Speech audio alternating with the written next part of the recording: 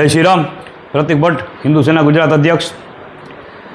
હિન્દુઓના તહેવારોમાં હંમેશા ભોગવવાનું આવ્યું છે. ભૂતકાળમાં છરી, ચાકા, ભાલા બધા ઉપર પ્રતિબંધ આવ્યો.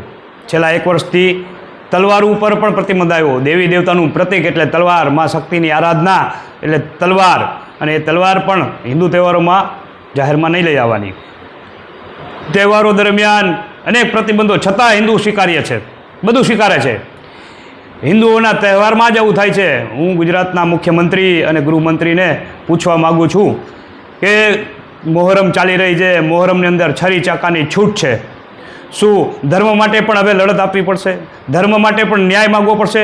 અમે ન્યાયની રાહ જોઈ છીએ. જય શ્રી રામ.